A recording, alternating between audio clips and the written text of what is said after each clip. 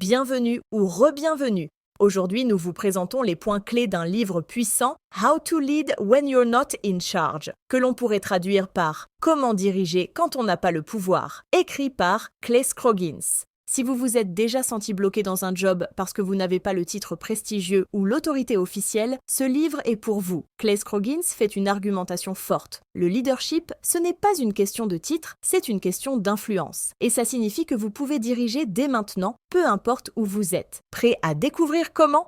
Commençons avec l'idée principale du livre, le leadership. Ce n'est pas une question d'autorité mais d'influence. Scroggins dit que l'un des plus grands mythes sur le leadership, c'est qu'il faut être en charge pour diriger. Petit spoiler, ce n'est pas le cas. Réfléchissez-y un instant. Combien de fois vous êtes-vous dit « Quand j'aurai cette promotion, alors je commencerai à diriger ». Scroggins appelle ça le « quand alors » et c'est un piège. Pourquoi ? Parce que vous attendez la permission de faire quelque chose que vous êtes déjà capable de faire aujourd'hui. Le leadership, c'est qui vous êtes et comment vous vous comportez, pas le poste que vous occupez. Alors arrêtez d'attendre et commencez à influencer. Que vous soyez un stagiaire ou un manager intermédiaire, vous avez le pouvoir de diriger là où vous êtes. Et on va vous expliquer comment faire exactement. Première étape, dirigez-vous vous-même en premier. C'est la base de tout leadership. Scroggins explique que se diriger soi-même est souvent plus difficile que de diriger les autres car cela nécessite de la discipline, de la conscience de soi et de la responsabilité. Voici 3 manières de maîtriser l'auto-leadership.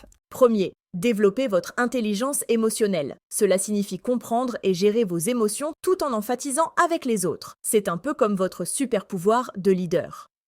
2. Pratiquez l'autodiscipline. Respectez les délais, restez concentré. Fournissez un travail de qualité de manière constante. Ces habitudes renforcent votre crédibilité.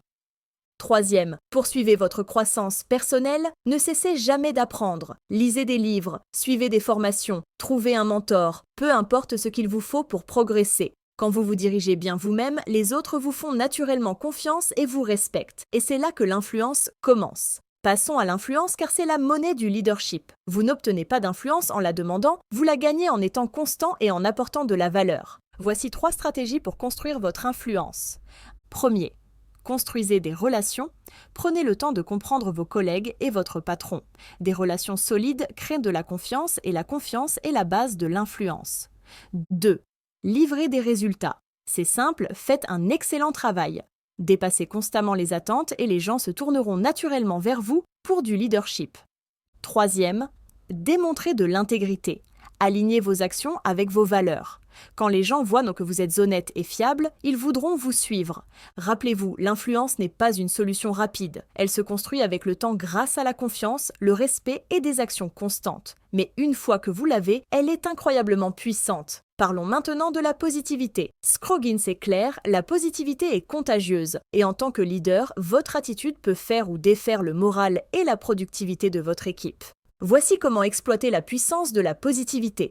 Premier, transformez les défis en opportunités. Au lieu de se concentrer sur les problèmes, focalisez-vous sur ce que vous pouvez en apprendre. 2. Célébrez les petites victoires. Le progrès, c'est du progrès, même s'il est minime. Reconnaissez-le pour garder votre équipe motivée. 3. Encouragez les autres. Remontez le moral de vos collègues. Un simple mot d'encouragement peut faire une grande différence. Ne vous méprenez pas, la positivité ne veut pas dire ignorer les problèmes. Cela signifie les aborder avec une mentalité orientée vers la solution et inspirer les autres à faire de même. Ce point suivant est énorme. Scroggins dit que les leaders efficaces ne demandent pas la permission d'agir. Ils prennent l'initiative. Point final. Voici comment faire. Premier, anticipez les besoins, regardez vers l'avenir, identifiez les défis ou les opportunités avant qu'ils ne se présentent et apportez des solutions. 2. Résolvez les problèmes. Ne vous contentez pas de pointer les problèmes, offrez des solutions concrètes, soyez celui qui fait avancer les choses. 3. Volontaire pour des responsabilités. Suggérez des projets que d'autres évitent. Cela montrera votre volonté de contribuer et vous distinguera. L'initiative, c'est ce qui sépare les vrais leaders des autres. C'est être proactif, pas réactif. Et si vous n'êtes pas le patron, comment diriger quand quelqu'un d'autre est en charge ? Scroggins dit que la clé, c'est de travailler avec l'autorité, pas contre elle. Voici 3 conseils pour gérer vers le haut. Premier, comprenez les objectifs de votre patron. Alignez vos efforts sur ses priorités, montrez-lui comment vous contribuez à atteindre sa vision. 2. Communiquez clairement et respectueusement. Que vous donniez des retours ou proposiez une idée, faites-le de manière constructive. Troisième, soyez un partenaire, pas un concurrent. Soutenez le succès de votre patron. Quand il réussit, vous réussissez aussi. En collaborant avec ceux qui détiennent l'autorité, vous pouvez élargir votre influence et créer plus d'opportunités pour vous. Enfin, parlons d'ambition. C'est naturel de vouloir gravir les échelons, mais Scroggins nous avertit contre l'ambition égoïste. Alignez vos objectifs sur la mission de votre organisation. Demandez-vous, comment mon travail contribue-t-il au succès de mon équipe ? Est-ce que je suis motivé par un désir de servir ou uniquement pour obtenir du pouvoir ? Quand votre ambition est alignée avec un but, vous dirigez avec authenticité et intégrité. Et c'est ce genre de leadership qui inspire le respect. Le leadership serviteur est un pilier du message de Scroggins. Il s'agit de responsabiliser les autres pour leur succès. Voici comment l'incarner. Première, pratiquez l'empathie. Comprenez et répondez aux besoins des autres. 2. Faites preuve d'humilité. Mettez le succès de votre équipe au-dessus de votre propre reconnaissance. Troisième, soyez un mentor. Investissez dans la croissance et le développement de vos collègues. Diriger sans autorité n'est pas facile. Vous ferez face à des défis comme le manque de confiance, la peur de l'échec ou la résistance des autres. Mais Scroggins propose des stratégies pour surmonter ces obstacles. Premièrement, concentrez-vous sur ce que vous pouvez contrôler. Vous ne pouvez pas tout changer, mais vous pouvez contrôler vos actions et votre attitude. 2. Construisez des alliés, trouvez des collègues qui partagent votre vision et vos valeurs. Troisième, soyez patient et persévérant, l'influence prend du temps, restez constant. Enfin, dirigeons dans le changement. Quand votre environnement de travail traverse de l'incertitude, vous pouvez être une force stabilisatrice. Voici comment faire. Premier, communiquez clairement. Soyez la voix de la clarté et de la rassurance. 2. Montrez de l'adaptabilité. Montrez aux autres comment embrasser le changement avec une attitude positive.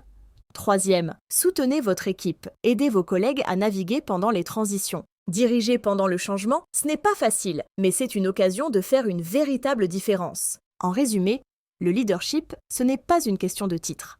C'est un état d'esprit. En vous concentrant sur l'influence, l'auto-leadership et en servant les autres, vous pouvez diriger depuis n'importe où dans votre organisation. Le livre de Clay Scroggins nous offre une feuille de route pratique pour faire une différence où que l'on soit sur l'échelle de carrière. Alors, oubliez le piège du « quand alors », agissez maintenant et commencez à diriger. Vous serez surpris de l'impact que vous pouvez avoir. Si vous avez aimé cette analyse, cliquez sur « J'aime » et abonnez-vous pour plus de contenu sur le leadership, la croissance personnelle et l'atteinte de votre plein potentiel. Et si vous voulez explorer ces idées plus en profondeur, vous trouverez un lien vers le livre de Clay Scroggins « Comment diriger quand on n'a pas le pouvoir » dans la description ci-dessous. Merci d'avoir regardé et à la prochaine vidéo.